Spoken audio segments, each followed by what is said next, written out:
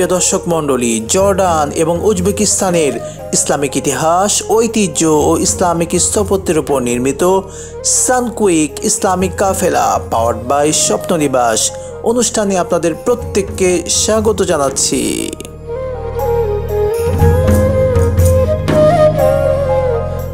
আসসালামু আলাইকুম ওয়া রাহমাতুল্লাহি ওয়া বারাকাতুহু। দর্শক, আমি দাঁড়িয়ে আছি উজবেকিস্তানের রাজধানী তাশকান্ত থেকে কমপক্ষে 400 কিলোমিটার দূরে সামারকান্দ।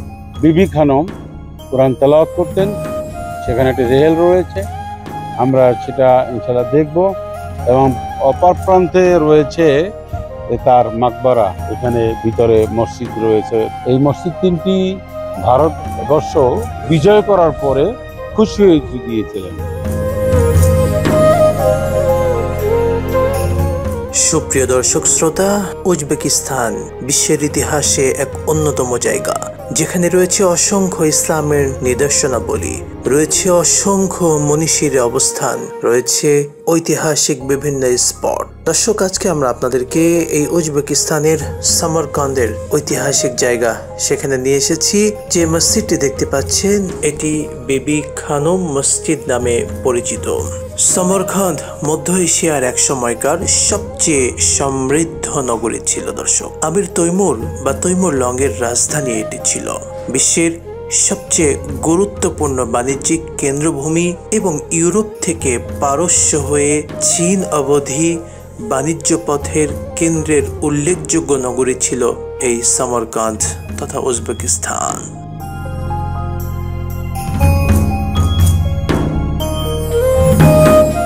পাশ্চাত্য থেকে প্রাচ্যে বাণিজ্য করতে হলে এই সামারকান্দ হয়ে যেতে হতো। প্রিয় দর্শক মণ্ডলী, খ্রিস্টপূর্ব 7ম শতকে এই নগরীর অস্তিত্ব খুঁজে পাওয়া গিয়েছিল। আলেকজান্ডার দ্য গ্রেট 329 খ্রিস্টাব্দে সামারকান্দ জয় করেন। কিছুদিন গ্রিক সাম্রাজ্যের অধীনে থাকার পর সামারকান্দ চলে যায় পারস্যের সাসানি সম্রাটের হাতে। উমাইয়া খিলাফতের সময় মানে 7ম শতকে আরবের মুসলমানদের হাতে চলে যায় সামারকান্দের দখল।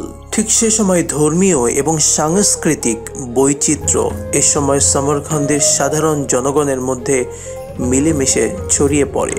1220 সালে চেঙ্গিস খান, ঐতিহাসিক সেই চেঙ্গিস খান এসে লন্ডভন্ড করে দেয় এই সামারকান্দ সহ মধ্য এশিয়ার বেশ কয়েকটি সমৃদ্ধ নগরী। দর্শক, সামারকান্দ এটা রক্ষা করতে হয়ে 1370 খ্রিস্টাব্দে আসেন তৈমুর লং, যাকে আমির তৈমুর বলা হয়ে থাকে। নিজের রাজধানী সাজিয়ে নেন এই নগরে। 1991 খ্রিস্টাব্দে উজবেকিস্তান স্বাধীন হলে সামারকান্দ উজবেকিস্তানের গুরুত্বপূর্ণ নগর হিসেবে পরিচিতি পায়। সামারকান্দ পৃথিবীর কাছে বর্তমানে পরিচিত এর অনন্য স্থাপত্য শিল্পের জন্য। সামারকান্দের অন্যতম স্থাপত্য হচ্ছে এই বিবি খানম মসজিদ।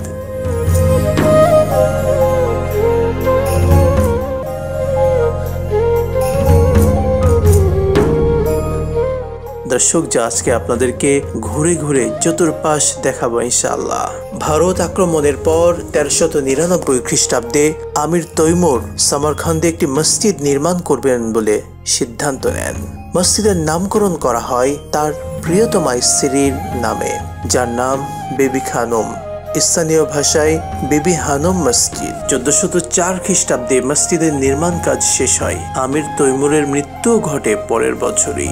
আজ অবধি এই মসজিদটি সামারকান্দের সবচেয়ে বড় মসজিদ হিসেবে পরিচিত লাভ করেছে। উজবেকিস্তানের সবচেয়ে উঁচু দ্বার, যার উচ্চতা 40 মিটার প্রায়। এই প্রবেশদ্বার এতখানি বড় যে বহু দূর থেকে নজরে আসে। ইসলামিক এবং পারস্য স্থাপত্যকলায় নির্মিত এই প্রবেশদ্বারের ইট পাথরের গাঁথুনির উপর নীল, আকাশী, ফিরোজা, পান্না ইত্যাদি রঙের চমৎকার মোজাইকের সঙ্গে বাদামি রঙের মোজাইকের আধিক্য আমরা দেখতে পাই। দর্শক, জ্যামিতিক নকশা, ফুল, লতাপাতা, আরবিতে লেখা কোরআন মাজিদের বিভিন্ন আয়াতের ওপর মায়োলিক বা মাজলিক পদ্ধতিতে দেওয়ালের উপরিভাগ মসৃণ করা হয়েছে। কি চমৎকার কারুকার্য! আল্লাহু আকবার।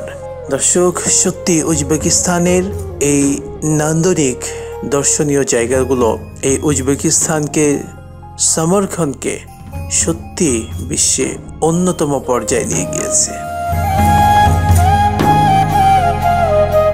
প্রিয় দর্শক মন্ডলী, দেখছিলেন আপনাদের প্রিয় চ্যানেলে প্রিয় অনুষ্ঠান জর্ডান উজবেকিস্তানের ইসলামিক ইতিহাস, ঐতিহ্য ও ইসলামিক স্থাপত্যের উপর নির্মিত সানকুইক ইসলামিক কাফেলা পাওয়ার্ড বাই স্বপ্ন নিবাস। আজকের মতো বিদায় নিচ্ছি, আবারও দেখা হবে পরবর্তী পর্বে। আসসালামু আলাইকুম ওয়া রাহমাতুল্লাহি ওয়া বারাকাতুহু।